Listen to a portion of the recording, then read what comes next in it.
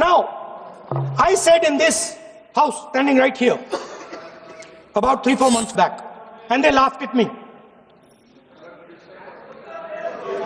They laughed at me. I said that please understand that India's biggest foreign policy challenge has been to keep Pakistan and China separate. And I said here that I am sad to say that you have destroyed the single biggest, most important goal of Indian foreign policy. China and Pakistan are fused like this. Okay? Now let me tell you what that means. Well, let me tell you what that means.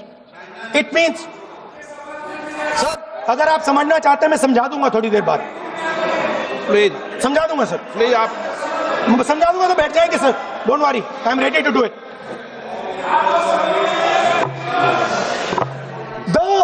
What happened actually, the truth of what happened, because I have to say that. What happened is that the government of India thought they were fighting Pakistan.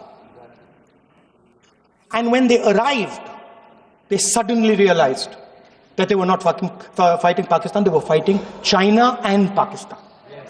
Meaning that the Pakistani army was attached. Pakistani Air Force was attached to the Chinese Air Force. And not only that, the doctrine of the Pakistani Air Force was completely changed. The information available to the Pakistani Air Force was completely changed. And the Chinese were feeding information, critical battlefield information, satellite information, targeting information to the Pakistanis. And if you don't believe me, one second. If you don't believe me, General Rahul Singh,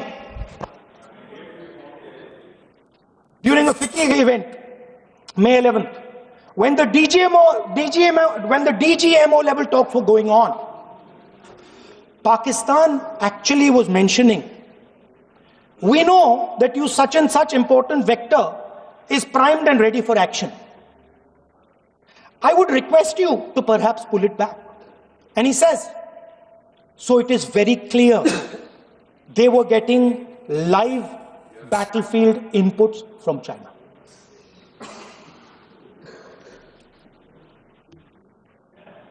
If you had listened to me here, you would not have lost those 5 planes. If you had listened to me and you had said that yes, the Chinese and the Pakistanis are fused,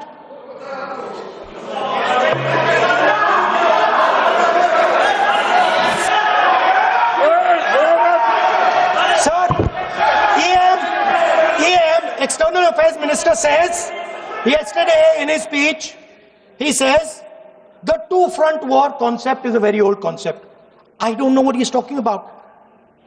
The two-front war concept is gone. It doesn't exist anymore. There is now a unified front concept where there is only one unified single front, and war is going to be held on multiple domains: space, electromagnetic, cyber, undersea, air, space, air, land, sea.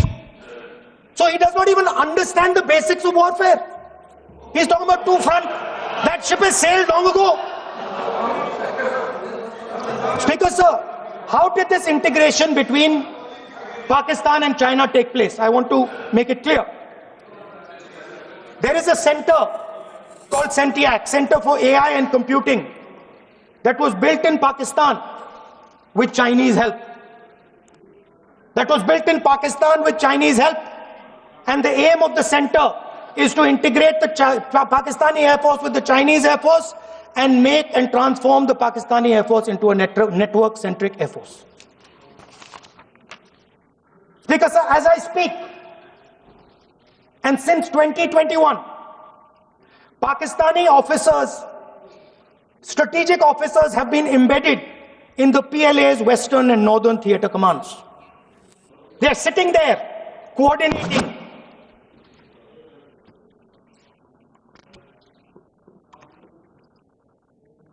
So it is important to understand that you did not have political will, that you did not give freedom of maneuver.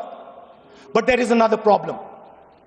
And the problem is that we are now facing not just China, not just Pakistan, but China and Pakistan fused as one militarily. Speaker, sir, it is dangerous in this time for the Prime Minister to use the forces to protect his image. It is dangerous for the country. The forces should only be used in national interest. The forces should be used with freedom. If you want them to be used, you want to unleash a tiger, free him. Do not tie his hands behind his back. Do not go to the Pakistanis and say, listen, don't escalate. Then go all the way. Then fight properly and defeat them once and for all.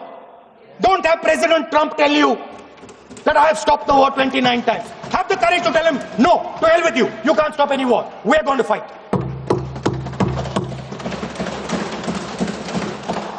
Speaker, sir, there is also I don't mean to keep mentioning External Affairs Minister, but it comes up because he's central to this discussion.